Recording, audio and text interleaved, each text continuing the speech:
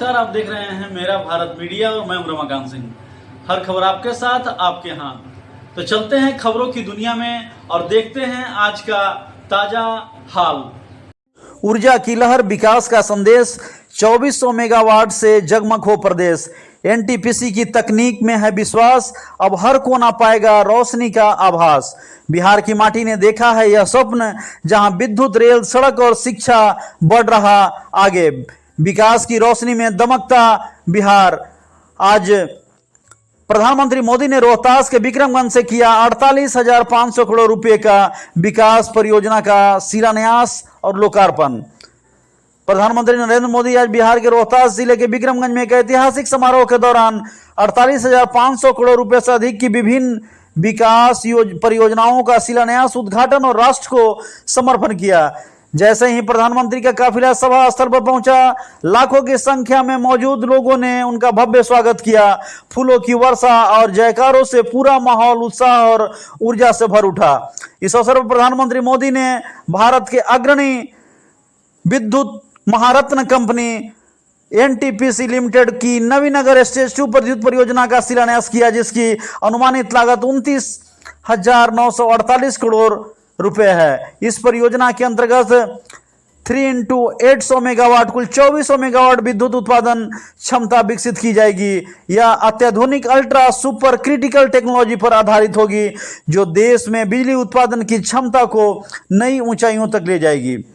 परियोजना से बिहार सहित उत्तर प्रदेश, राजस्थान, उड़ीसा, पश्चिम बंगाल और पंजाब जैसे राज्यों को सस्ती और स्थिर बिजली उपलब्ध होगी। इसके माध्यम से देश को ऊर्जा सुरक्षा और किफायती ऊर्जा के दोहरे लक्ष्यों को प्राप्त करने में बड़ी मदद मिलेगी। इससे स्थानीय उद्योग, व्यवसाय समुदायों को ऊर्जा जरूरतें भी पूरी होगी, जो क्षेत्रीय विकास में गति प्रदान करेगी। आपको बता दें कि पर्यावरण संरक्षण की दिशा में यह परियोजना एक महत्वपूर्ण कदम है। एनटीपीसी ने संयंत्र में ड्राई बॉटम ऐश हैंडलिंग सिस्टम और एयर कूल्ड कंडेंसर जैसी तकनीकों को अपनाया है, जिससे ताजे पानी की खपत में उल्लेखनीय कमी आएगी। यह भारत सरकार के जल संरक्षण प्रयासों के अनुरूप है। एनटीपीसी लिमिटेड इसकी वर्तमान स्थापित विद्युत क्षमता 80 गीगावाट से अधिक है। 2032 तक 60 गीगावाट नवीनीकरण ऊर्जा उत्पादन के लक्ष्य को प्रतिबद्ध है। कंपनी स्वच्छ ऊर्जा को अपनाने, अभिनवता को प्रोत्साहित करने और टिकाऊ विकास की दिशा में निरंतर प्रयासरत है। कार्यक्रम में राज्यपाल आरिफ मोहम्मद खान, मुख्यमंत्री बिहार नीतीश कुमार, केंद्रीय सूक्ष्म लघु मध्यम उद्योग मंत्री जीतन राम मांझी, केंद्रीय पंचायती राज, मत्स्य पालन, पशुपालन और डेयरी मंत्री राजीव रंजन सिंह उर्फ ललन सिंह, केंद्रीय खाद्य प्रसंस्करण उद्योग मंत्री चिराग पासवान, केंद्रीय कोयला खादान राज्य मंत्री सतीश चंद्र दुबे, उप मुख्यमंत्री सम्राट चौधरी और विजय कुमार सिन्हा, केंद्र एवं बिहार सरकार के अन्य वरिष्ठ गण्यमान्य लोग इसमें उपस्थित रहे। आपको बता दें, जैसे ही प्रधानमंत्री मोदी ने विभिन्न विकास परियोजनाओं का शिलान्यास, उद्घाटन किया, पूरा बैठे लोग जो हैं तालियों की गड़गड़ाहट से पूरा माहौल को मंत्रमुग्ध कर दिया। और यह जो नज़ारा था काफ़ी खास था, क्योंकि यह जो प्रधानमंत्री का यह दौरा था केवल न बिहार के लिए बल्कि समूचे देश के ऊर्जा और आधारभूत संरचना विकास के लिए एक नई दिशा तय करेगा। यह आयोजन आत्मनिर्भर भारत की दिशा में उठाया गया एक और मजबूत कदम है। खासतौर से बिहार के मुख्यमंत्री और उप मुख्यमंत्री ने प्रधानमंत्री के इन कदमों को, इन प्रयासों को काफी सराहा और बताया कि ऐसा व्यक्ति जो विकास के लिए निरंतर कार्य कर रहा है, लगातार ऐसे व्यक्ति को आगे बढ़ाना चाहिए और लगातार ये जो कार्य है लगातार बिहार के लिए एक नई गति देने का कार्य कर रहे हैं। आइए जानते हैं कि क्या कुछ इस कार्यक्रम के दौरान उन्होंने बताया। आपको बता दें कि सस्ती बिजली, उज्जवल भविष्य की राह मोदी सरकार ने फिर निभाया साथ, क्योंकि नवीनगर सुपर थर्मल पावर परियोजना कब से लगाया था आस, जिससे जनता का सेवा का बढ़ जाए विश्वास। बिहार के विकास को नई गति देने का सौभाग्य मिला। यहाँ करीब 50,000 करोड़ रुपए से ज्यादा की परियोजनाओं का लोकार्पण और शिलान्यास हुआ। आप सब बड़ी संख्या में हमें आशीर्वाद देने आए हैं। आपका ये स्नेह, बिहार का ये प्यार, मैं इसे हमेशा सर आंखों पर रखता हूं। और आज बिहार में इतनी बड़ी तादाद में माताओं बहनों का आना, ये अपने आप में बिहार के मेरे इतने कार्यक्रमों की ये सबसे बड़ी शानदार घटना है। मैं माताओं बहनों को विशेष प्रणाम करता हूं। मैं आप सभी जनता जनार्दन का हृदय से आभार व्यक्त करता हूं। साथियों, सासाराम की धरती के तो नाम में भी राम है। सासाराम, सासाराम के लोग जानते हैं भगवान राम और उनके कुल की रीति क्या थी। प्राण जाए पर वचन न जाई, यानी जो वचन एक बार दे दिया वो पूरा होकर के ही रहता है। प्रभु श्री राम की ये रीति अब नए भारत की नीति बन गई। अभी पहलगाम में जम्मू कश्मीर में आतंकी हमला हुआ। हमारे कितने निर्दोष नागरिक मारे गए। इस जघन्य आतंक के हमले के बाद एक दिन के बाद मैं बिहार आया और मैंने बिहार की धरती से देश को वादा किया था, वचन दिया था। बिहार की धरती पर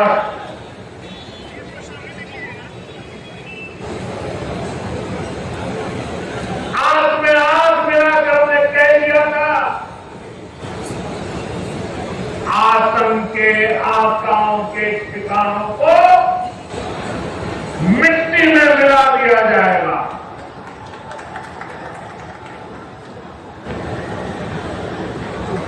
बिहार की धरती पर मैंने कहा था, उन्हें कल्पना से भी बड़ी सजा होगी। आज जब मैं बिहार आया हूं तो अपने वचन पूरा करने के बाद आया हूं। जिन लोगों ने पाकिस्तान में बैठकर हमारी बहनों का सिंदूर उजाड़ा था, हमारी सेना ने उनके ठिकानों को खंडहर में बदल दिया है। भारत की बेटियों के सिंदूर की शक्ति क्या होती है, ये पाकिस्तान ने भी देखा और दुनिया ने भी देखा। जिस पाकिस्तानी सेना की छत्र छाया में आतंकी खुद को सुरक्षित मानते थे, हमारी सेनाओं ने एक ही झटके में उनको भी घुटनों पर ला दिया। पाकिस्तान के एयरबेस, उनके सैन्य ठिकाने हमने कुछ ही मिनट में तबाह कर दिए। ये नया भारत है, ये नए भारत की ताकत है। सबसे पहले मैं आदरणीय प्रधानमंत्री श्री नरेंद्र मोदी जी का स्वागत एवं अभिनंदन करता, साथ ही यहाँ उपस्थित बिहार के माननीय राज्यपाल महोदय, माननीय केंद्रीय मंत्रीगण, बिहार के उप मुख्यमंत्रीगण एवं मंत्रीगण और कार्यक्रम में उपस्थित सभी लोगों का मैं अभिनंदन करता हूं। इस अवसर पर आदरणीय प्रधानमंत्री श्री नरेंद्र मोदी जी द्वारा जो काम होने वाला है, 2 सड़क परियोजनाओं का उद्घाटन और 3 रेल परियोजनाओं का लोकार्पण तथा 4 योजनाओं जिनमें बिजली उत्पादन, पथों और पुलों के निर्माण शामिल है, उनका शिलान्यास किया जा रहा है। यह सब की कुल लागत 48,500 करोड़ रुपए से भी अधिक है। इन योजनाओं के निर्माण से बिहार को काफी फायदा होगा। मैं इसके लिए उनका नमन करता हूं, अभिनंदन करता हूं कि आज जो काम करने वाले हैं उससे, इस योजना से के निर्माण से बिहार को काफी फायदा होगा।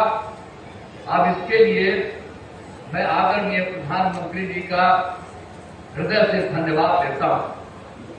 और आप सब उपस्थित हैं यहाँ, एक बार हम आपको याद कराना चाहते हैं कि जब हम लोगों की सरकार बनी और जो सरकार बनी थी एनडीए की, और जिसमें जनता दल और बीजेपी, इसका नमन हुआ 24 नवंबर 2005 को, और उसके पहले जो सरकारें थी उसका कोई काम था। आज कितनी बड़ी संख्या में महिलाएं सब सीख रही है। अब पहले कोई महिलाओं के लिए कोई काम किया था इसके पहले वाला? आज जैसे ही हम लोग सरकार में आए और तब से हम लोगों ने सबके लिए काम किया है, ये सब काम किया है।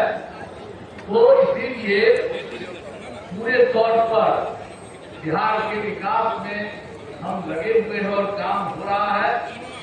और जानते ही हैं कि शुरू में ही शिक्षा के क्षेत्र में, स्वास्थ्य के क्षेत्र में विशेष ध्यान दिया गया और राज्य के बड़े पैमाने पर सड़कों, पुल, पुलियों का निर्माण कराया गया। और महिलाओं को कितना किया हम लोगों ने? अगले ही बार में चुनाव हो रहा था 50%, गांव वाले में और शहर वाले क्षेत्र में, और कितना ज्यादा महिलाओं को हम लोगों ने किया। और सबको नौकरी में कितना करवा दिया? मिनिमम 35%, उससे भी ज्यादा। तो इसके लिए काफी पढ़ने लगी है और काफी आगे बढ़ने लगी है। अब कितना अच्छा महिलाएं का हो रहा है। तो ये सब काम किया जाएगा। और उसके बाद तो ये सब काम हम लोग शुरू से किए। फिर 7 निश्चय के अंतर्गत हर घर तक बिजली, हर घर नल का जल, हर घर शौचालय तथा टोलों को पक्की सड़क से जोड़ने का काम किया।